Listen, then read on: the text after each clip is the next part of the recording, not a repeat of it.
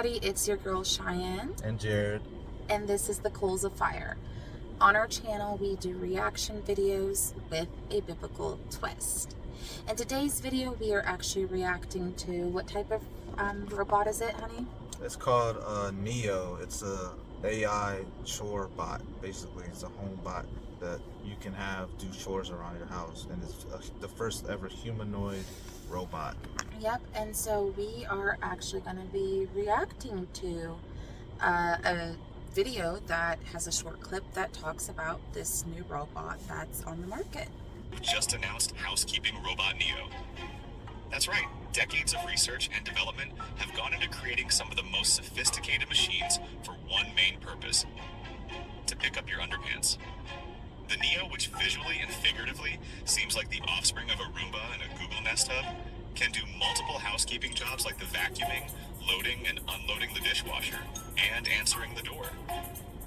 The Neo has features like self-charging and the ability to tap into the feed from the robot's eyes to monitor the progress of tasks or check if it's decided to put the cat in the microwave. On top of this, the Neo comes with a machine washable fabric skin, which seems to create more questions than it solves. Do we have to undress it? Will the robot get embarrassed if you walk in on it naked? And will Louis Vuitton be bringing out accessories for the Neo? Either way, we are excited for this new wave of personal robot butlers, maids, and assistants. The 1X Neo is reported to cost $20,000 and is available for pre-order. Will you be getting one? Let us know in the comments. No, we won't be getting one. That's expensive, man, but I think, you know, it's amazing how technology, like how far technology has come, and everyone has been anticipating for this type of stuff to come into the market. You know, AI robots. We've already had the AI vacuum robots that just, you know, all they do is vacuum the floor.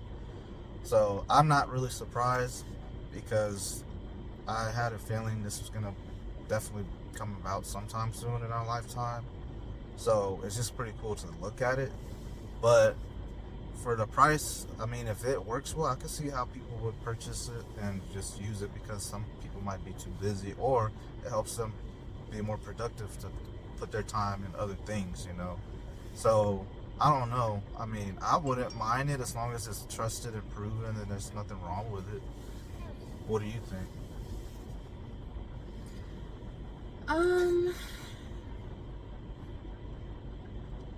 I really have I don't know how I feel about it.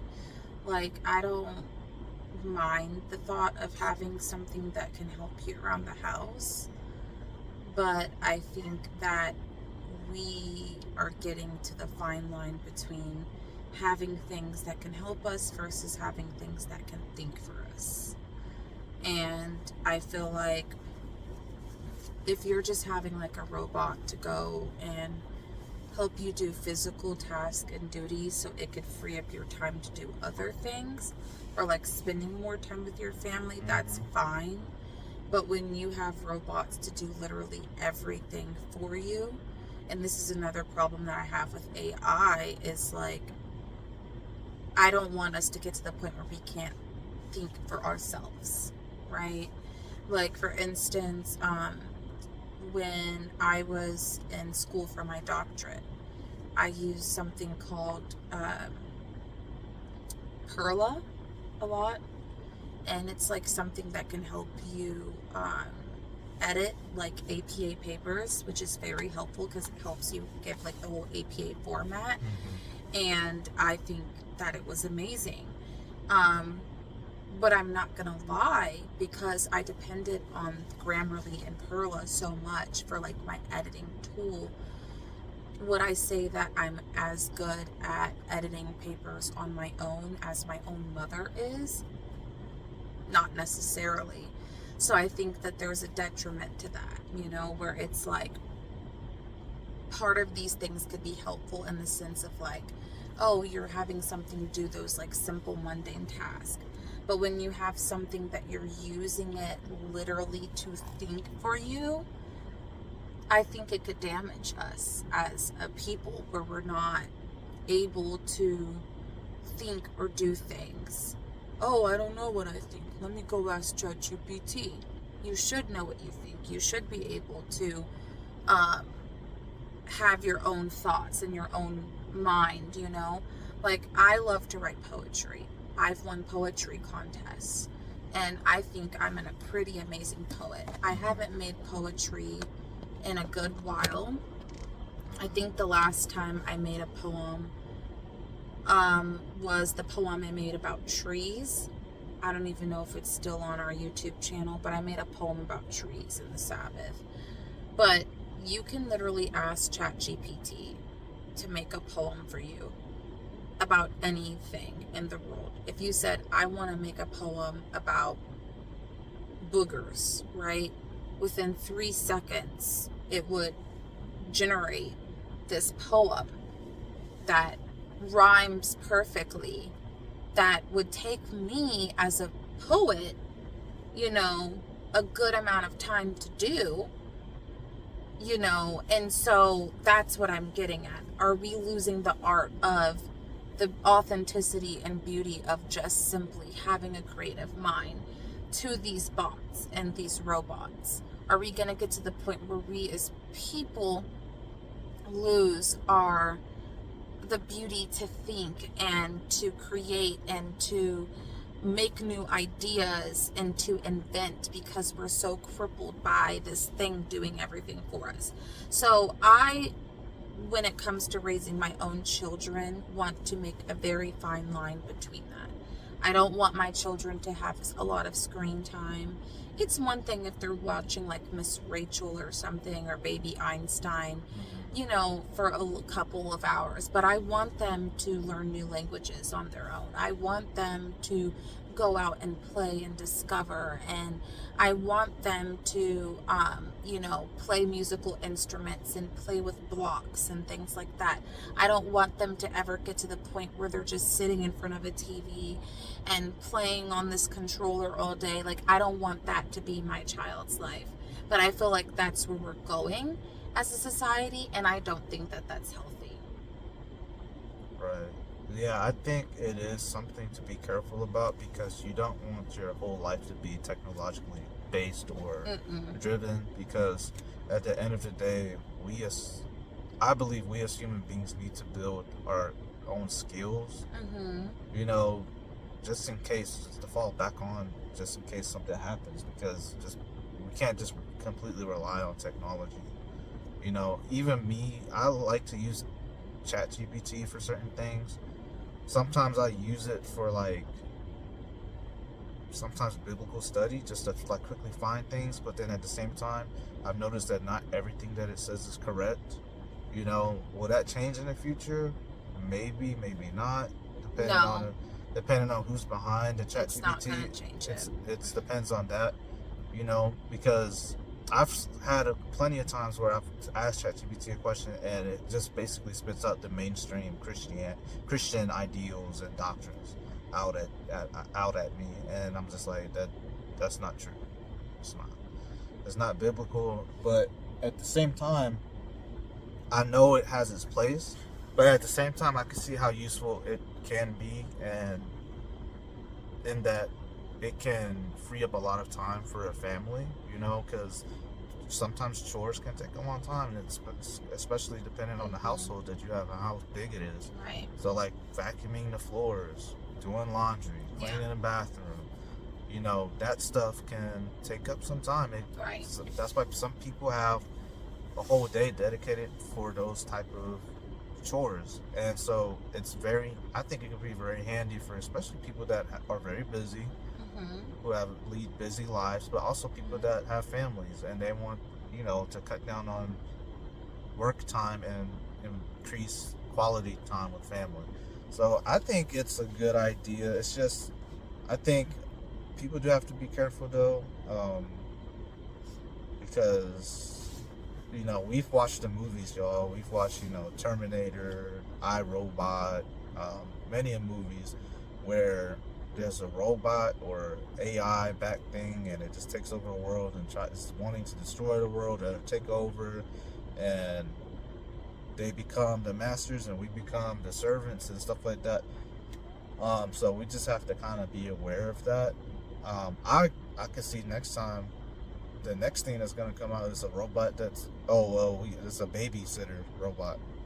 You know, it's a babysitting robot. No. And then See, there you go. and there's a robot that cooks for No. you. See, there you go. That's the problem. First off, that I'm saying, like, there's a fine line between something doing simple, mundane tasks for you, right? Things that you don't have to think about, like things that are like repetition. You know what I mean? Mm-hmm. Like when you're cleaning, you can be on the phone with your mom or somebody when you're cleaning because it's like a habitual task that you're doing. There are tasks like that I think it's okay for a robot to do. But when it comes to tasks like, oh, I'm having this robot create my book for me, you know. They're doing that actually now. They're making ChatGPT write books for them and putting them on Amazon. But see, if it's just a book where it's like you're just giving like a historical experience and it's not like your personal experience, that's fine. If you're just using it for information, right? Because that's what I think robots should be there for. Robots should be to spit out information and to help you with mundane tasks, things that you don't really think. But when you have something that you are using like to basically write a I love you letter to your wife, that's where I feel like that's a problem, because you should be able to sit and think about how you as a man can word those words to express to your wife to say I love you. And if we get to the point where we can't figure out how to emotionally and socialize do these things on our own, it's going to impact us anyways in the real world. And you already kind of see that right now with how people communicate with each other. Ever since the smartphone came about, you know, a lot of the times you'll be out in public and you'll see all these people sitting around at the table, and instead of looking at each other and talking with each other and engaging, they're all looking at their phone. Back then, that didn't used to be an issue. If people were going out, they were all looking at each other because they didn't have these distractions in their face. So I'm saying that, like, that's where I'm seeing the issue here, is that there's people that are crossing that threshold and they're putting so much dependency on AI and media that they don't know how to interact or socialize or think or express themselves without it. They need it as a crutch, and in a way it's almost like a drug. You can't live life normally without this. God never meant for us to be that way. You know, we are thinking creatures, we are social creatures. And so the fact that there's these machines and these tools here, I always talk about the apple, you know, at the back of the iPhone. I believe that that is such an intentional symbol, the apple, just like the Bible, the knowledge of good and evil. And I do believe it is giving us more knowledge, but at what expense? You know, is it leading us to our deaths sooner? You know, yeah. And it's kind of like what the devil was telling Eve in the Bible. Yeah, you'll be like God, you'll know this, you'll know that. But at what expense did she have to have in order to have that extra knowledge? At what expense to our marriages, our lives, our time, right? People aren't as productive as they used to be because of these things. You would think that AI and phones like this would make us be more productive people, but they're actually not. We are actually less productive. We're lazier. We have more mental health issues than we ever have. So is it really helpful to have something do everything for you? I don't think so. I think that, you know, you should stick to the basics. The simpler life is, the better. I actually think that if you get to the point where you're doing nothing for yourself, you take the beauty and enjoyment out of life. Because I do naturally believe that God created us to work and to want to get up and do something. When you don't feel like you have a purpose in life to get up and do anything because everything is being done for you, what's the purpose of you being here? And I believe that's why some people are miserable and want to kill themselves, because they wake up one day and they're like, oh, I don't have a purpose, you know? And if we get to the point where everything is being done for us and we have so many modern conveniences and then all this extra time, really, unless, like I said, you're filling that time up with God and family, which a lot of people aren't, you're just sitting there. To me, being busy is good. Not so busy, but to just be sitting there is not healthy either. Right. Well, guys, what do y'all think? I think it's something that we should be aware of and think about, you know, in the future. What do y'all think about this chore robot in your house doing, you know, basic chores? And what would you like to see? Would you like to see anything else come out that a robot could take off of your hands? Or is there something that you don't like? Do you feel like that's too expensive for a robot? Do y'all feel like that's too expensive for a robot? 'Cause I mean, to be honest, I think it'll pay off. $20,000 for a robot that helps to do chores as long as it's done correctly and everything. I mean, it also you loads. could take that It also loads your and dish. invest it in something. Yeah, but time can be money sometimes. So, I don't know. It depends on the person, you know, and how big their house is. You know, it loads dishwashers. It puts dishes up. It washes dishes. It vacuums. You know what? You're right. does Because the if you got laundry. money like that to blow and buy a $20,000 robot, you're probably rolling in the dough anyways. Right. And so that ain't even an issue for you. Because I don't know many people, unless you just got money so to just, you know, there's people trying to get cheaper cars than that. So if you're, you know, spending that much on a robot, then you probably do need it. need it. And the thing so is, forget about that. And the thing is, all those chores can add up to be maybe about 2 to 3 hours of worth of time throughout people's days. You know, think about how much time you can work out, spend that time to relax with your family. To answer your question, no, I wouldn't get a robot to cook for me, because I think the art of tasting food, it's an actual art, and there's people that have jobs for that. So I think that, you know, I don't want a robot tasting my food. First of all, I don't even think a robot can taste. But, you know, to me, I'm gonna just let you know, not everything is ingredient and recipe based. A lot of the times when those grandmas be making some of their best, you know, desserts, they don't even have a recipe for it. They just be throwing stuff in the pot. This is good. That well, is you good. know, I'm pretty sure if you're a chef like I'm that. pretty sure if they were to make a robot that would cook, they would just grab recipes off the internet and just cook it that way, or they will have already programmed recipes in their basically for them. But I don't want a robot and so, to cook for me. I want to cook for my own husband and family. So those programmed recipes will be based off of real people making those recipes, but they would just hand it off and program it into But you a as robot. a man, so likes that when person your would wife cooks for you, that don't person you? would actually taste the food before the robot even cooks it. So if the robot knows it, kind of like how we made that honey bundt cake. That was a recipe that I got off the internet, and it was really good. Everyone liked it, and I had never tasted it.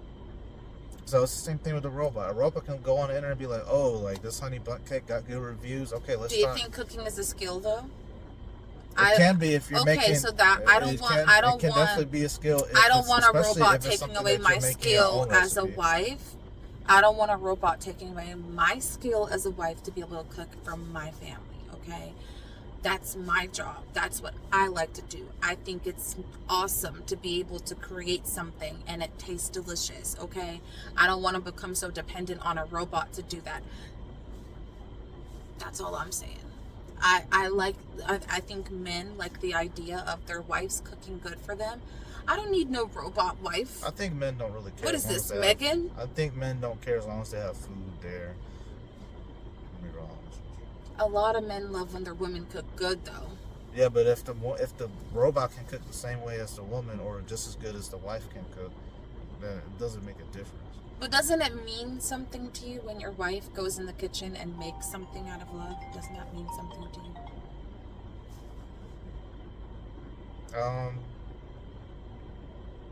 It does, because they had to take out their time to do it. But if they have a robot, why not just use the robot? They cook the same So thing. what's and your we can have more time to do other things. Okay, so what you're basically saying is that Like, if watch the a movie robot or- cooks for you, you'll be okay if you trade that in with more intimacy time. Right. Okay, see, if you say it like that, now that makes sense. Because either way, there's certain things that I know mean something to a man.